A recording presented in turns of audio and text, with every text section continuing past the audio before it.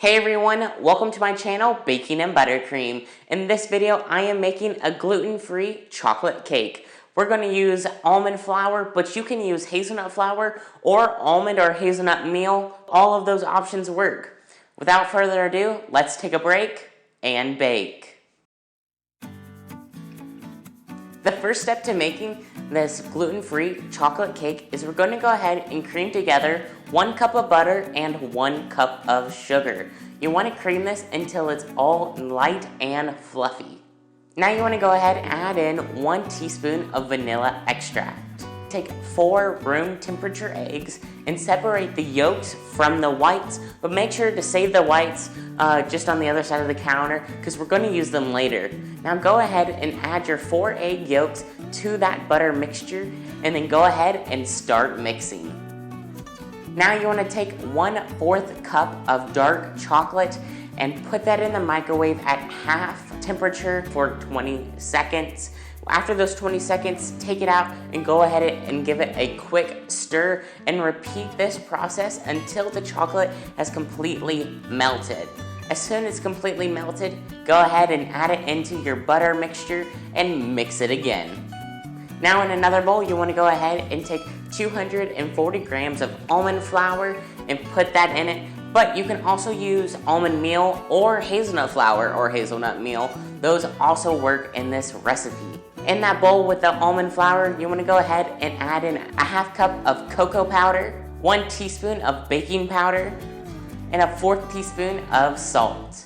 Go ahead and give that a quick mix, and you want to slowly mix that in with the butter mixture. I'm just using a little measuring cup that I have just to slowly mix that in there. And then once that is well combined, place that mixture off to the side and get a completely new bowl. So now we're going to go ahead and whip up our egg whites. Now egg whites are kind of difficult to whip up, so that's why you want a completely new and clean bowl that doesn't have any fat in it at all, because any traces of fat can cause the egg whites to whip up properly.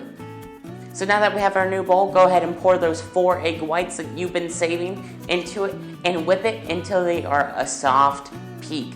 You know it's a soft peak whenever you can dip the whisk down into the egg whites and pull it back up quickly, and there should be a peak that is left, but the peak should be slightly droopy. That is a soft peak. So once you have reached that stage, go ahead and mix 1/3 of that in with the rest of your batter. It doesn't really matter, just quickly mix it in, and now it's time to mix it up.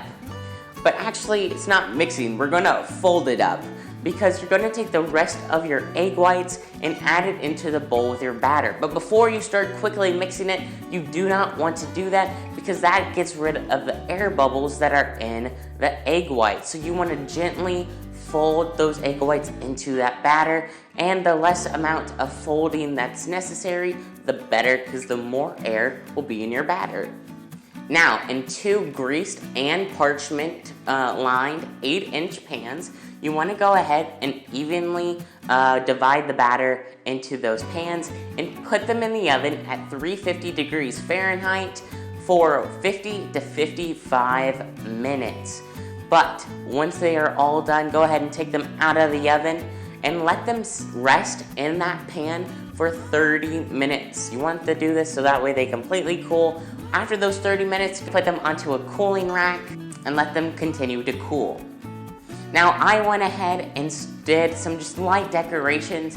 I just made some ganache and some frosting and quickly decorated it. If you want my frosting recipe, there's a link in the cards above, so click it because that's a really great recipe and I use it all the time. It was so fun to be able to make this gluten-free chocolate cake for you guys. And if you enjoyed this video, I would really appreciate it if you would share it with your friends, whether they eat gluten or not. Just share it with them anyways. Click one of the 2 videos right here. The top one YouTube recommends. I recommend this bottom one. And click over here to subscribe to Baking and Buttercream. Alright guys, have a great day.